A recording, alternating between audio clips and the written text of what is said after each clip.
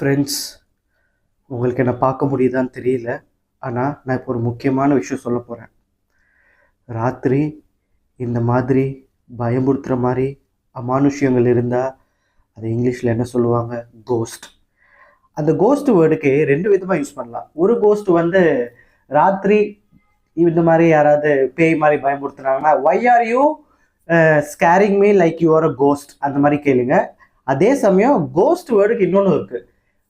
இப்போ girl friend boy friend கிட்ட, boy friend girl friend கிட்ட பிரேக்கப் ஆச்சுன்னா அதுக்கப்புறம் என்ன பண்ணுவாங்க, ஒருத்தங்க கோஸ்டிங் அப்படின்னு சொல்லுவாங்க. கோஸ்டிங் என்னன்னா, அவங்கள வந்து அதாவது பேய் மாதிரி வந்த பேய் மாதிரி காணாம போயிட்ட லைஃப்ல, அதுதான் கோஸ்டிங்னு சொல்லுவாங்க.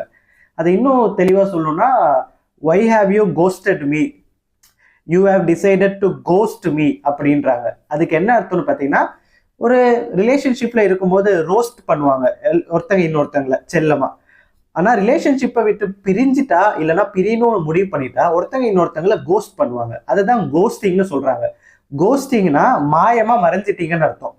பேய் மாதிரி திடீர்னு ஒரு உருவம் வந்துச்சு, இப்ப அந்த உருவம் காணாம போயிடுச்சு, அதனாலதான் அதை கோஸ்டிங்னு சொல்றாங்க.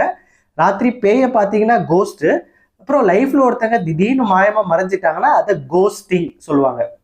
இதுதான் கோஸ்டிங்கான சின்ன வித்தியாசம். வீடியோ பிடிச்சிருந்தா லைக் பண்ணுங்க, மறக்காம சேனலை சப்ஸ்கிரைப் பண்ணுங்க. டவுட்ஸ் ஏதாவது இருந்தா கமெண்ட் பண்ணுங்க. பேய் ஏதாவது இருந்தா இழுத்து போட்டுக்கிட்டு தூங்குங்க. பெட்ஷீட்டை இழுத்து போத்திக்கிட்டு தூங்குங்க. குட் நைட், பாய்.